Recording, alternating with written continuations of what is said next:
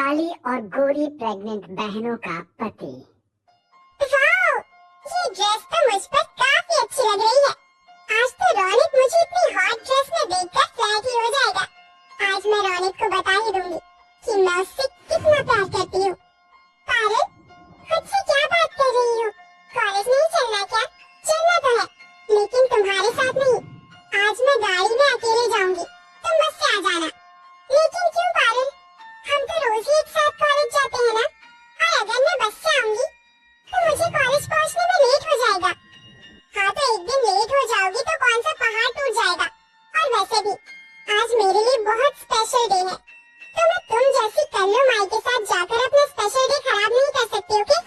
इतना कहकर पारुल अकेली गाड़ी में बैठकर अपने कॉलेज के लिए निकल जाती है और बेचारी पंक्ति बस में धक्के खाते हुए कॉलेज पहुंचती है। तू अब आ रही है? जानती है टाइम क्या हो रहा है? क्या करूं यार, रास्ते में ट्रैफिक इतना था कि टाइम से पहुंच ही नहीं पाई। ये सब छोड़ और बता कि रौनक कहाँ है? वो देख, वहाँ है रौनक। रिमशा के कहते ही पारुल जल्दी से अपने कॉलेज के सबसे हैंडसम बॉय रोनित के पास उसे प्रपोज करने के लिए जाती है। लेकिन इससे पहले पारुल रोनित के पास पहुंचती वहां पंक्ति आ जाती है।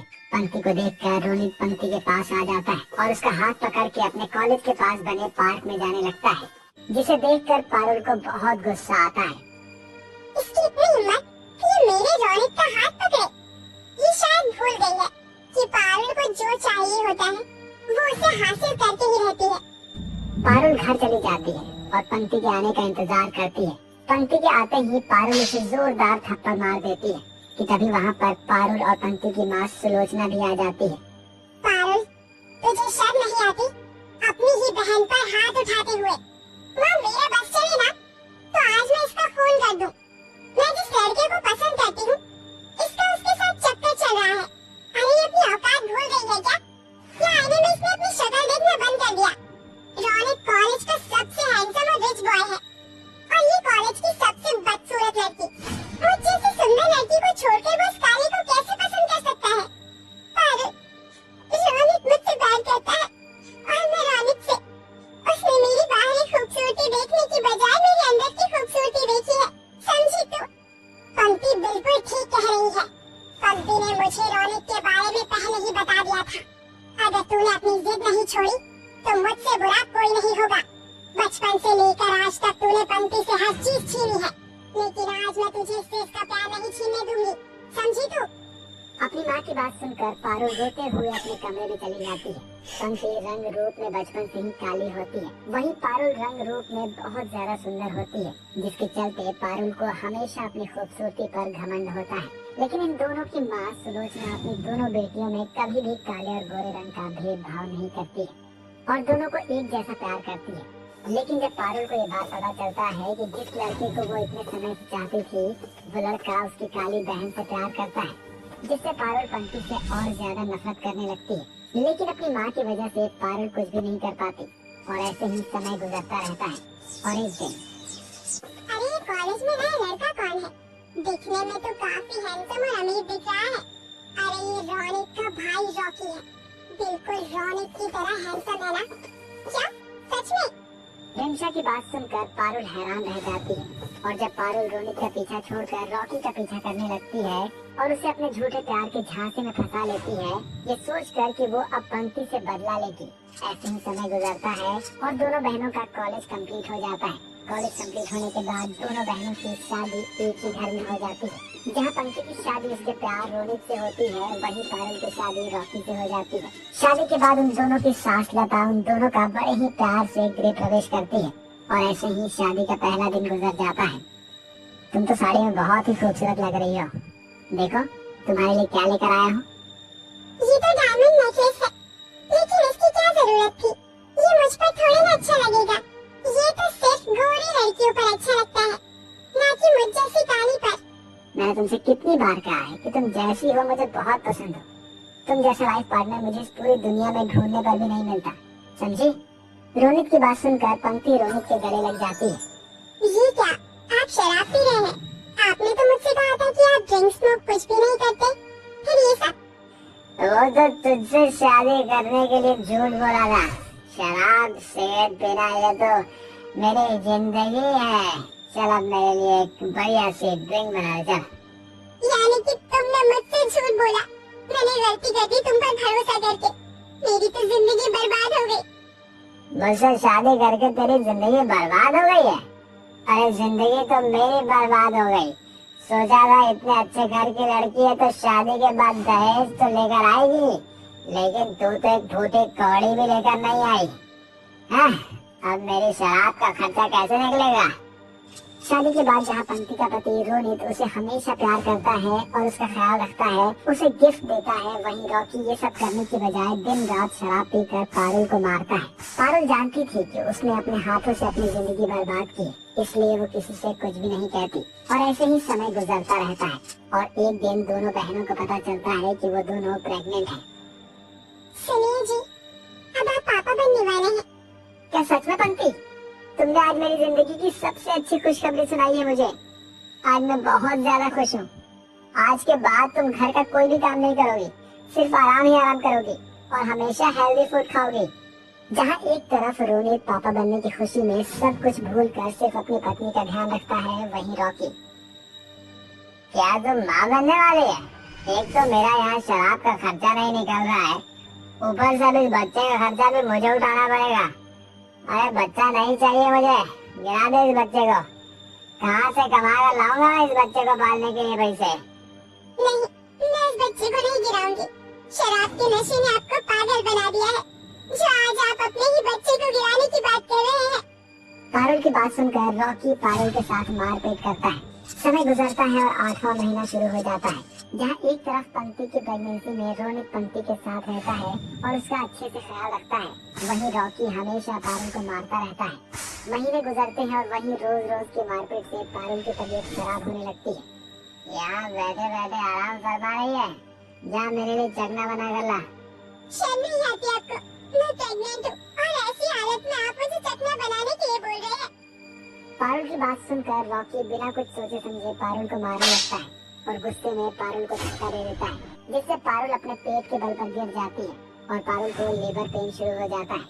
पारुल के चिल्लाने की आवाज सुनकर सब लोग वहाँ पर आ जाते हैं और पारुल को जल्दी से हॉस्पिटल लेकर जाते हैं। देखिए कंडीशन बहुत ज्यादा सीरियस थी, माँ और बच्चे में से किसी एक को यहाँ बचा सकते थे, इसलिए बस हमने माँ को बचाया।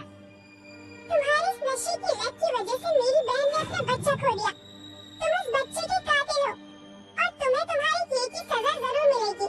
जाने जल्दी से पुलिस को फोन लगाइए। इस पापी को तो आज मैं जेल में जरूर भिजवाकर ही रहूंगी। इसने मेरी बहन पर बहुत अत्याचार किए हैं। नहीं नहीं, मुझे माफ कर दीजिए। आज मेरी गलती की वजह से मेरा बच्चा पैदा होने से पहले इस दुनिया का अलविदा कह गया। पर पारुल, मैं तुम्हारा बहुत बड़ा गुनहगार हूँ, मुझे माफ कर दो। आज के बाद मैं शराब की बोतल को हाथ भी नहीं लगाऊंगा, प्लीज मुझे माफ कर दो। रॉकी को अपनी गलती का एहसास होता है, जिसे देखकर सभी लोग उसे माफ कर देते हैं। लेकिन पारुल ये समझ जाती है कि पैसों के चक्कर में अपनी बहन से बदला लेने के लिए उसने रॉकी जैसे इंसान से शादी करके बहुत बड़ी गलती की है और इसकी सजा उसने अपना बच्चा खोकर भुगत लिया, जिससे हम लोग भी ये समझ सकते हैं कि ईर्ष्या और लालच के चक्कर में हमें कभी भी गलत कदम नहीं उठाना चाहिए, वरना इसका अंजाम तो आज हम सभी लोग इस कहानी के माध्यम से देख ही रहे हैं। संगीता, तूने तो कहा था कि आज की कॉलेज की क्लास जल्दी खत्म हो जाएगी, मगर इस माया का लंबा चौड़ा लेक्चर तो खत्म ही नहीं हो रहा। मैं पूरी तरह से पक चुकी हूँ। अब अगर मैं 2 मिनट भी और यहाँ रुकी ना तो मेरे सर का प्रेशर कुकर यहीं फट जाएगा। कीर्ति, चुपचाप से बैठ जा, मैडम हमें ही देख रही हैं। तभी टीचर माया और कीर्ति को चौक फेंक कर मारती है। कीर्ति, क्या बातें कर रही हो तुम? बेटा कीर्ति, आज तो तू गई। ये मुंह में क्या बड़बड़ा रही हो? तुम आज मैंने करवा चौथ का व्रत रखा है, फिर भी मैं तुम सबको यहाँ पढ़ा रही हूँ। ओह गॉड, आज इस माया चुड़ैल ने करवा चौथ का व्रत रखा है। भाग ले कीर्ति, वरना आज तो ये भूखी शेरनी तुझे कच्चा ही चबा जाएगी। इतने में टीचर माया कीर्ति और संगीता दोनों को क्लास से बाहर निकाल देती है। चलना संगीता, बड़े जोरों की भूख लगी है, कुछ खाने चलते हैं।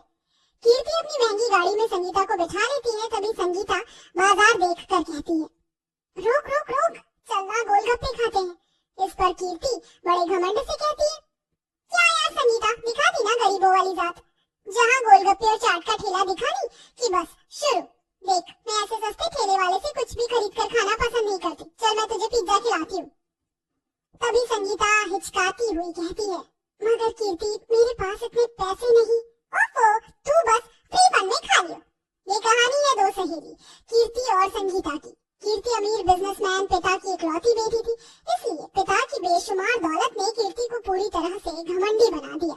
वहीं संगीता एक गरीब रिक्शा चलाने वाले की बेटी थी। उसने बचपन से ही गरीबी देखी थी। कीर्ति अक्सर अपनी अमीरी को अपनी दोस्ती के बीच में ले आती थी, मगर संगीता दोस्ती को खोना नहीं चाहती थी, इसलिए वह हर बार चुप रह जाती है।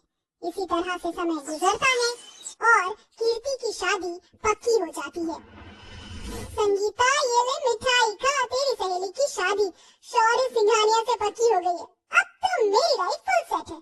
तू भी ना किसी अमीर बंदे से शादी करना, वरना ऐसा ना हो तेरे पिता तेरी शादी अपने जैसे किसी रिक्शा चलाने वाले गरीब के साथ ही कर दे। कुछ दिनों बाद संगीता की शादी भी लग जाती है और अर्जुन के साथ उसकी शादी हो जाती है। संगीता का ससुराल बहुत ही छोटा होता है। संगीता, बस 1 मिनट, यही ठहरो, मैं अभी आया। तभी अर्जुन अंदर जाकर आरती की थाली और कलश लेकर आता है। मैं जानता हूँ संगीता, वैसे तो एक बहू का स्वागत ससुराल में उसकी सास करती है, मगर तुम तो जानती हो मेरी माँ नहीं है, इसलिए मैं उनकी जगह तुम्हारा अपने छोटे से घर में स्वागत करता हूँ।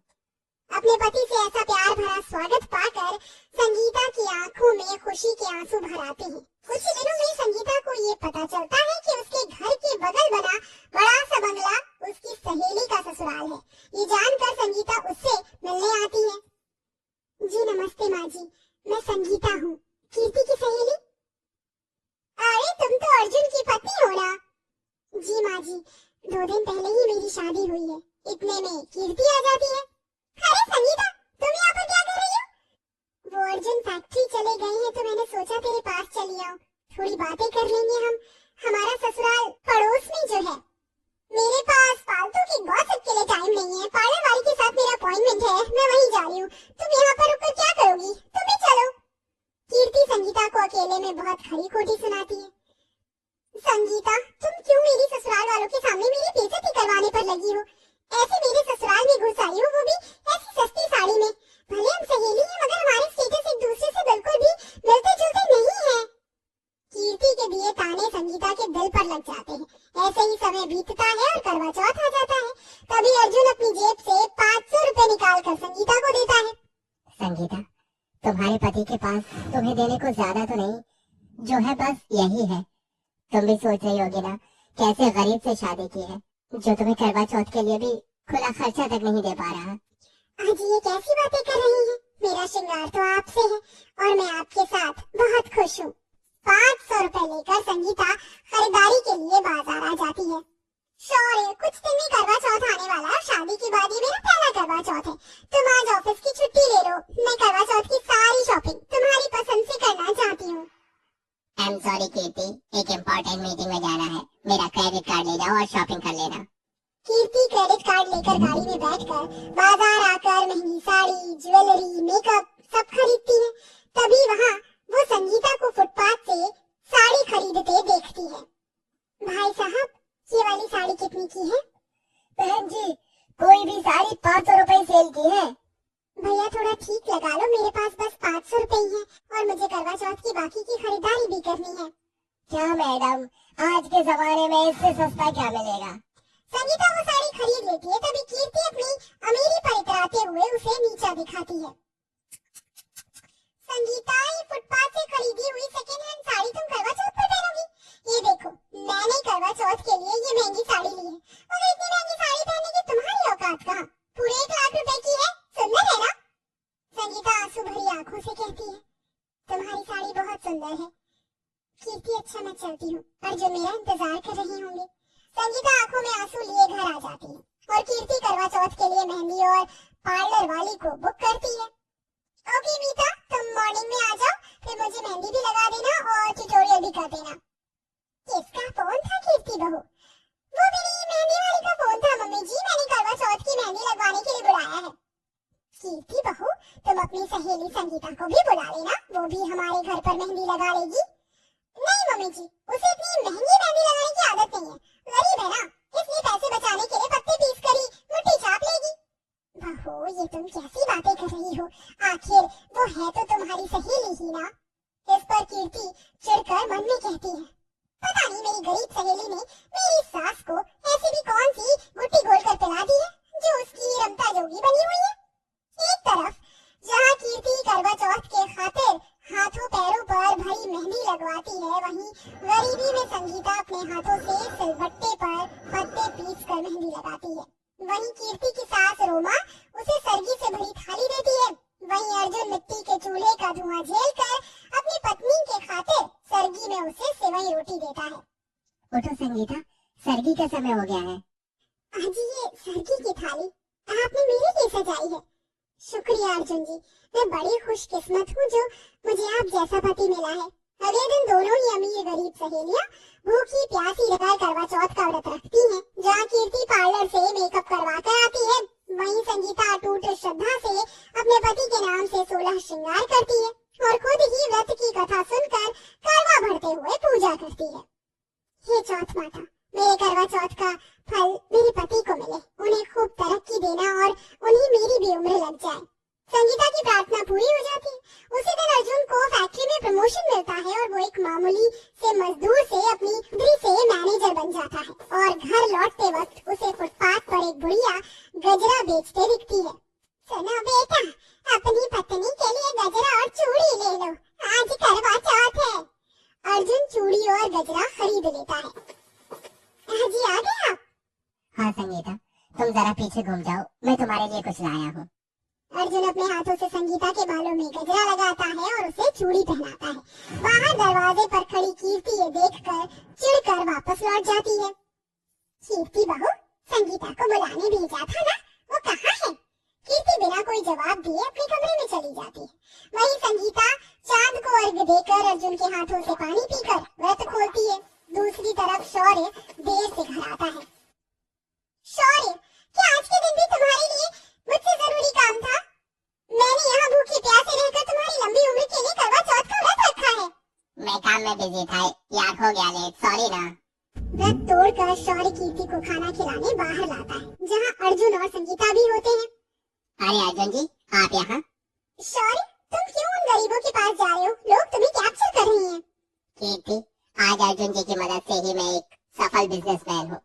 इन्होंने मेरे स्टार्टअप में बहुत मदद की थी, मगर कभी एहसान नहीं जताया। यही तो दोस्ती है। उनकी दोस्ती देखकर कीर्ति का अमीरी का घमंड टूट जाता है और वो संगीता के गले लग जाती है। तब से हर साल वो एक साथ करवा चौथ मनाती